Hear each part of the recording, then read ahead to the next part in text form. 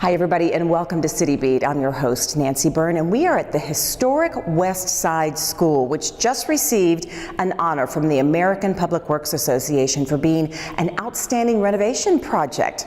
We'll talk more about this school in the next segment, but first, it's been more than 7 months since the October 1st shooting and the pain is still so fresh for so many of us.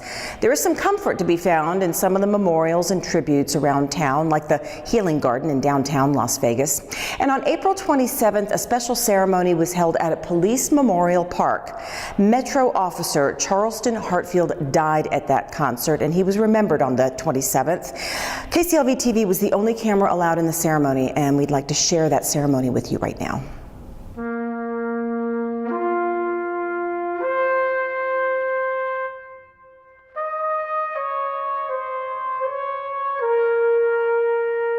It's a Friday morning at Police Memorial Park, and there is a quiet feeling in this normally bustling area. Veronica Hartfield, her 2 children, and family friends are making their way toward the area of the park where memorial boulders are placed, remembering those members of law enforcement who have paid the ultimate sacrifice to protect our community. They are here because Veronica's husband, Charleston Hartfield, is joining this somber and highly revered society. Las Vegas City Councilman Stavros Anthony is among the dignitaries here to present Officer Hartfield's memorial boulder. What we have decided to do is make sure that their memories are eternal, that we construct something with their name on it so people will remember who they are, what they stood for, and not how they died, but how they lived. Officer Hartfield attended the October 1st concert with his wife Veronica and died along with 57 others on that tragic night, protecting others. Today, we are adding Las Vegas Metropolitan Police Department police officer Hartfield to this memorial with other men and women who have also made the ultimate sacrifice. Also attending the ceremony, members of the Southern Nevada Law Enforcement Memorial Foundation, and since Officer Hartfield spent many years in the U.S. Army and Nevada National Guard, those entities are represented as well. All present are no strangers to the sacrifices made by our military and law enforcement, and one of the people present, like Veronica Hartfield, is no stranger to the sacrifices made by the families of officers and soldiers. Nicole Beck. Her husband, Metro Officer Alan Beck, was killed along with his partner Igor Saldo while on duty June 8, 2014. Officer Alan Beck's widow, and so it just touches my heart even more to be here, and I hate that I have to present this to Veronica and her children. But I'm honored to do so. So we just have a little plaque as the badge.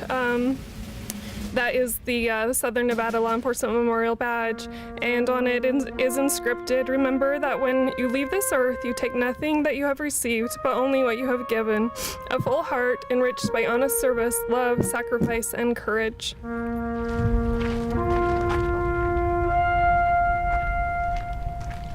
We know these fallen officers will never be forgotten by family and friends who love them so much. Now, with the placement of this boulder, Officer Hartfield joins many others who will never be forgotten by people who don't even know them. People you see here every day stopping for a moment to read their names.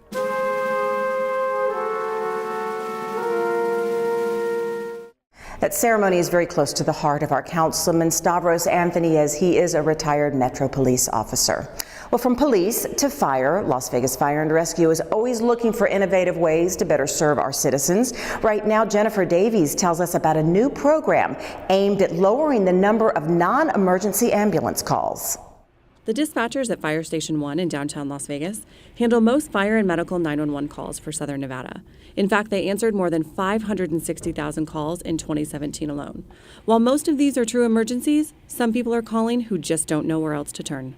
And ultimately what happens when you have that kind of problem in your community with access, transportation, and insurance is that people tend to lean on the 911 system for accessing that care because it's dependable, they show up every time. A new program offers non-emergency callers the opportunity to speak with a registered nurse instead of requiring an ambulance to help get the care that they need. Our emergency medical dispatchers ask them a series of questions, and if it's a lower priority call, if this person doesn't have a life-threatening complaint, they can transfer them over to the nurse, and the nurse can spend some additional time with them and help them navigate the healthcare system. Nurses are here daily from 9 to 6 p.m. Once a call is transferred over from the 911 dispatchers, they'll run patients through a series of questions, asking about their medical history and whether they have insurance. Then they can figure out the severity of their medical issue to figure out when they need to be seen by a professional. Nurses can help direct callers to an urgent care center or a doctor's office, and they can even call a Lyft ride for them if transportation is an issue. What do we hope to accomplish? Better navigation, better alignment and allotment of our resources so that we truly are saving them for life-threatening emergencies, lower cost of health care, and better patient outcomes. Nurses are currently taking about 8 to 10 calls per day. In the future, they'd like to offer this 24/7 and have a designated number that people can call directly. For City Beat, I'm Jennifer Davies. Now keep this in mind, every time an ambulance goes out, it costs about $1,000. Compare that to a $20 or $30 Lyft ride, and you can see this program can save taxpayers and patients a lot of money while still serving the patients well. When we come back, we're going to talk more about the historic West Side School, as well as some other great programs in our city that have recently earned us more kudos. But as we go to break, we want to share a photo with you that was shared with us by Tim Zemansky of Las Vegas Fire and Rescue. Flags were lowered the week of May 7th at the National Fallen Firefighters Memorial in Emmitsburg, Maryland, for one of our own Las Vegas Fire and Rescue members. Captain Theo Adams succumbed to injuries he sustained when a fire truck he was riding in October of 2003 was involved in a rollover accident. Captain Adams died May 1st of this year. That October 2003 call turned out to be a false alarm on Halloween night.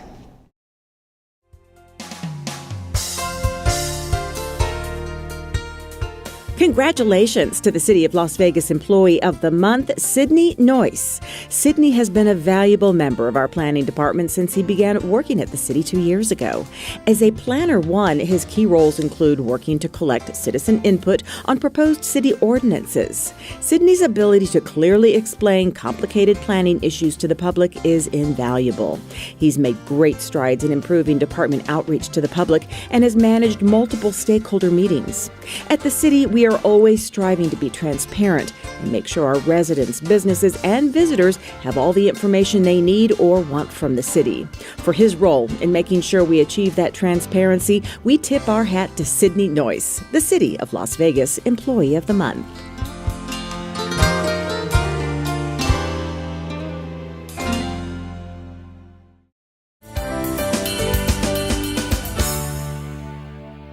Welcome back to City Beat from the historic West Side School. Well, you know, this school figures prominently in an honor recently bestowed upon our city.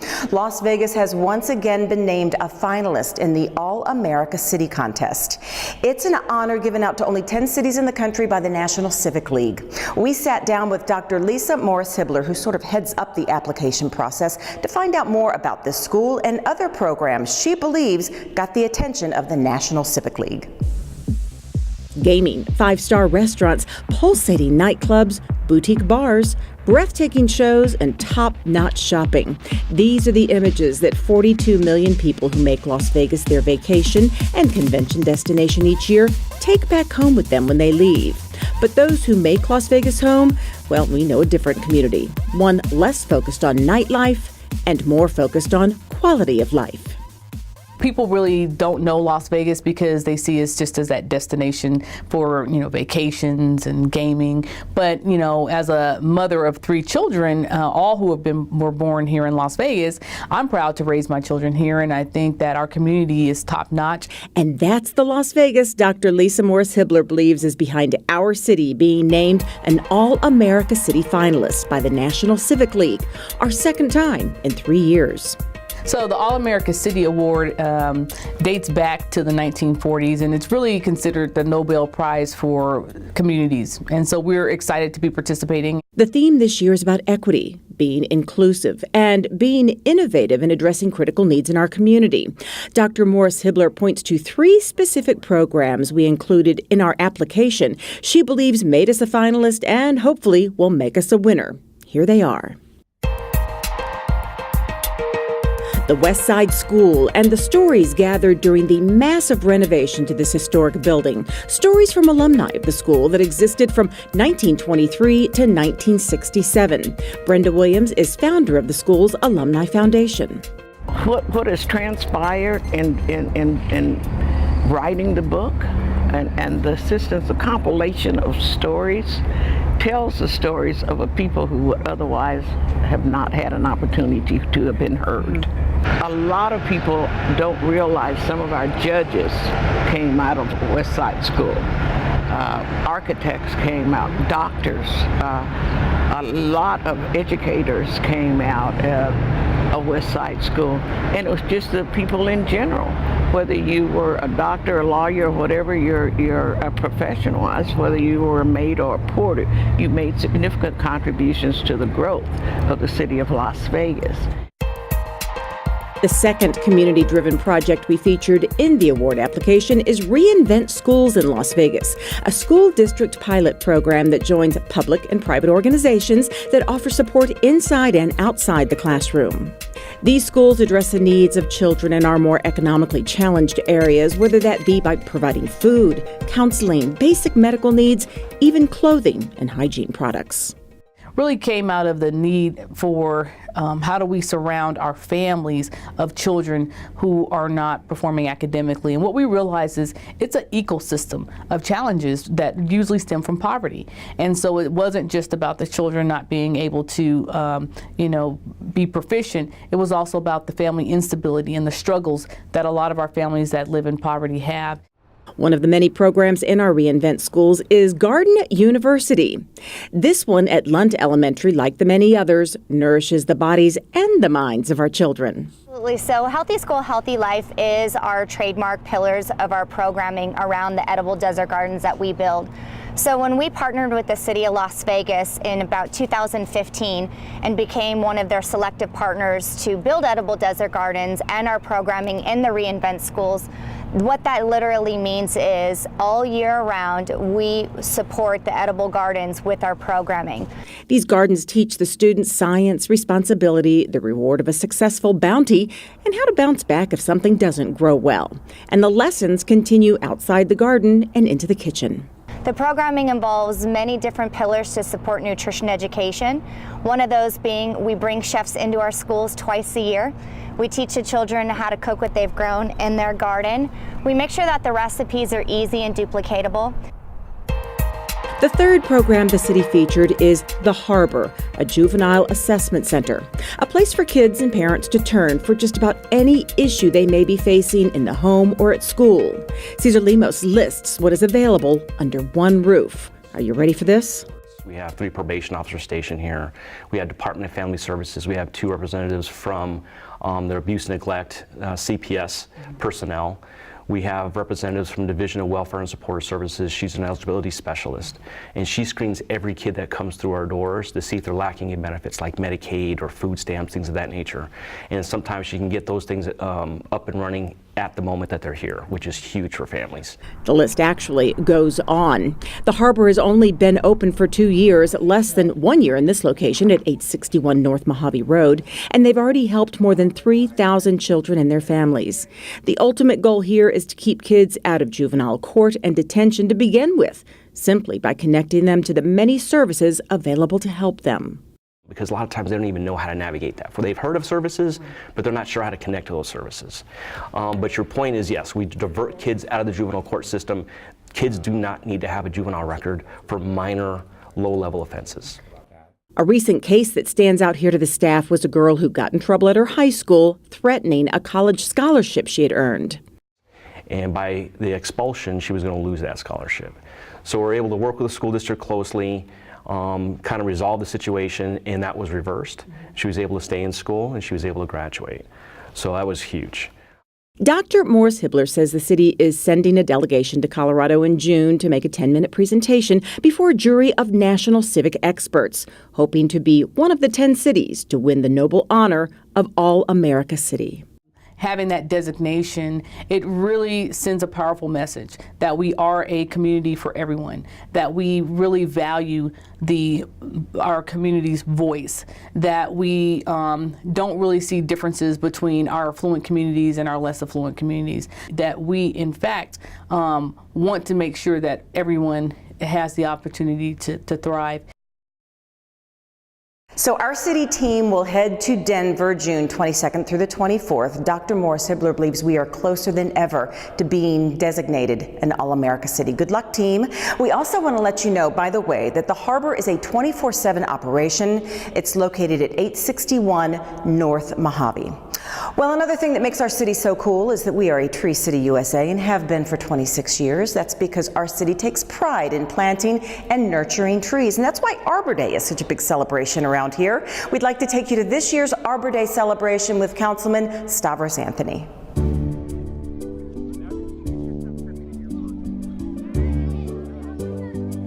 Students from 4 second-grade classes at Gerheim Elementary School arrived at a very special field trip May 3rd at Gerheim Heights Park.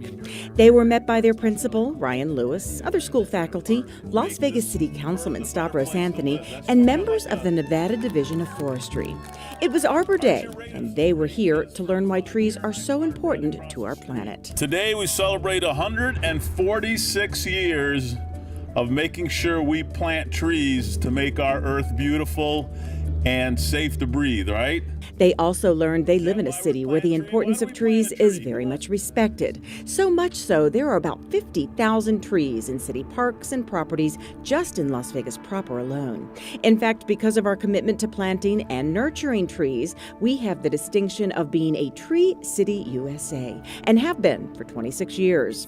Lisa Ortega of the Nevada Division of Forestry brought seedling trees for each of the students to go home and plant on their own. And Councilman Anthony presented a proclamation to the students, reiterating why trees make for a better planet. Whereas trees are a renewable resource giving us paper, wood for our homes, fuel for our fires, and countless other wood products.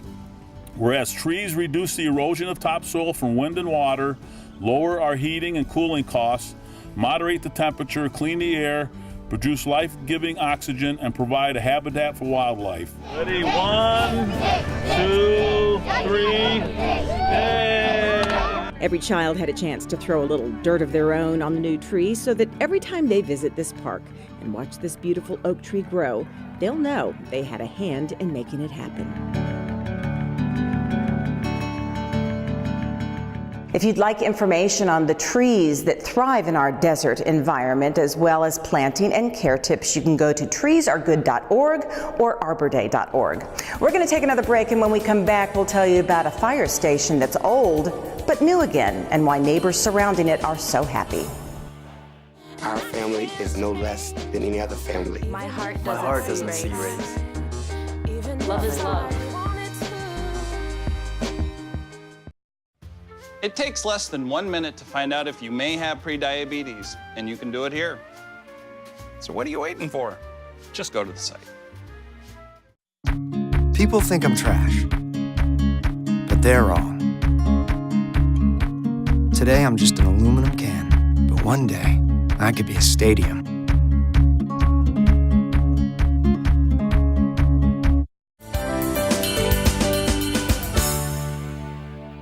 Welcome back to City Beat from the historic West Side School. Well, speaking of historic buildings, Las Vegas Fire and Rescue actually has one, the old Station 6 in the Charleston Heights neighborhood. It was built in 1962 but closed down a few years ago because it was determined there was a need for a station in another area. Well, Mayor Pro Tem Lois Tarkanian promised neighbors she was going to get it open if she could. She's a woman of her words. It opened on Cinco de Mayo with a big party and a very nice ceremony. A ceremony steeped in tradition and history was just the right thing for one of our more historic fire stations' reopening celebration. This was Las Vegas Fire and Rescue Station 6 on Upland Boulevard in the Charleston Heights neighborhood. But as years ticked by and the budget tightened in the recession, it ceased to exist here because statistics showed it was needed somewhere else. This used to be Fire Station number 6. It was built in 1962 and opened in 1963, and it stayed open until 2011. Station 6 was then moved to Torrey Pines and Oakey, and that station is on a campus. Mayor Pro Tem Lois Tarkanian had been hearing from neighbors about how much they missed the station, so she worked tirelessly with the fire department and other city departments to get it reopened, now as Fire Station 103, and as she promised, it would reopen with a proper ceremony and a party. Her hard work was not lost on the neighbors or the firefighters. Even with the budget restraints that face every city, the Mayor Pro Tem has been a staunch supporter of Las Vegas Fire and Rescue. And due to that, as of July 1, 2019, this will be staffed with a brand new engine company, and that's the first time we've had new staffing in 5 years. We want to be neighbors in this community, and we belong in this neighborhood. And so it's such a proud moment for me to be able to be here with all of you. After the reopening ceremony and during the party, we spoke with Councilwoman Tarkanian. She explained this was such an important goal for her because nearby neighbors really missed the station and the men and women who served here. They had developed a symbiotic relationship. The children would stop here on their way home from school. The fire individuals would make sure the children were safe, things like that. So they had a very close relationship. She says she could tell by the turnout at the party and by the calls and emails she has been getting, this was the right thing to do. They've already stopped by the fire station and they've said how glad that you're back. We have emails, we have texts from the people who live in this area expressing their appreciation that we are back. The station has undergone pretty extensive renovations inside. The kitchen's brand new. It has a staff of 6 every day and houses 3 units, a rescue ambulance, a fire engine, and a hazmat unit that goes out on specialty calls. Public Information Officer Tim Zemansky says it already has proven to be an asset, particularly when it comes to response times in this area. About a week after we opened up, we had a house fire just down the street here from Station 6. Station 103's engine, which is the new designator for this station here, got on scene and they had the fire out inside the house before engine 6 even arrived on scene. So that shows that we cut that response time by almost 50% by opening this station. But on this particular day, neighbors and the firefighters on hand were just happy to be reestablishing an old friendship, one that will hopefully be a constant for many years to come. And welcome 103, you're back. While we're on the topic of Las Vegas Fire and Rescue, we are very proud to say that KCLV-TV recently received an Emmy nomination for a story we did with Las Vegas Fire and Rescue and a little boy named Aiden Brown. You see, Aiden and his family were dealing with Aiden's terminal cancer, and he'd always wanted to be a firefighter. So in true Las Vegas Fire and Rescue form, they really stepped up to the plate.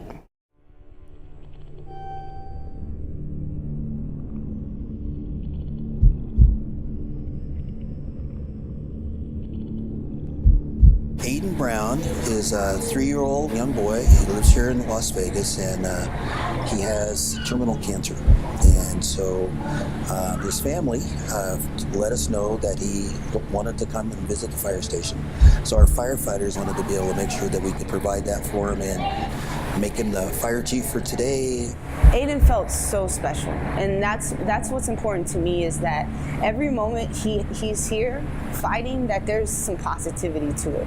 Kids' dreams start this little, so you never know. He might grow up and be like, I'm gonna be a firefighter too, just because of this day, because everyone took that time to talk to my son. Say it loud. I am the fire chief. I'm the fire chief. Yay!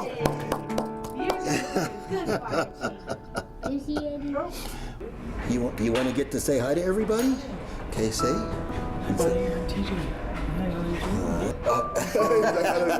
Our firefighters are so invested in the community, and they believe that, and I do too, that they're members of the community, and they feel as though that they should contribute. Okay, you ready? Let's put the suspenders on you. We're kind of out of options when it comes to chemotherapy. There's nothing left for Aiden, so they've transferred him to palliative care, which means keeping him comfortable. But if anybody knows my little boy, He does not look like a cancer patient. He does not look like stage 4, and he is not giving up because he's not just going to be a normal little boy. This little boy is a phenomenal child. He has a mind that I don't know where he got it from, but I need to feed that, and I need to encourage this in my son.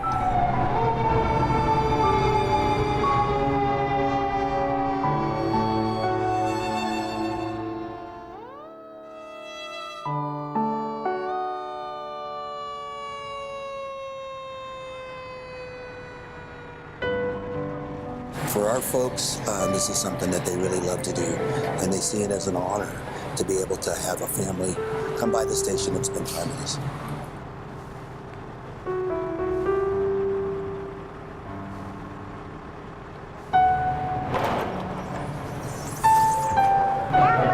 Your turn?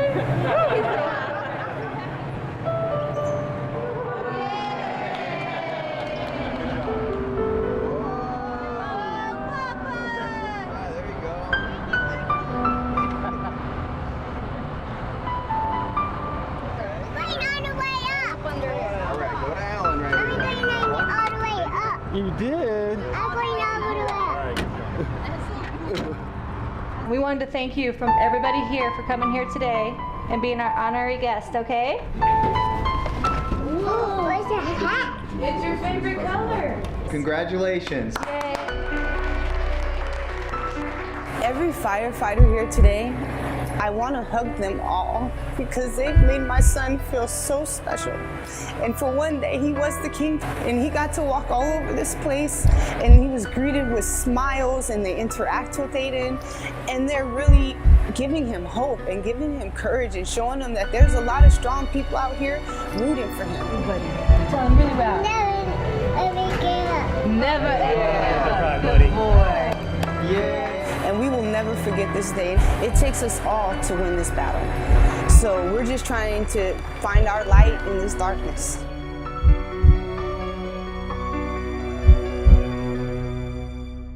We want to thank Aiden's mother, Lindsay, and his entire family for sharing that beautiful afternoon with us. We're very sad to say that Aiden died from his cancer November 3rd of 2017, but he was so precious. He will never be forgotten. I also want to thank Eric Sorensen, who shot that story, and Stephen Tyler Pierce, who edited it.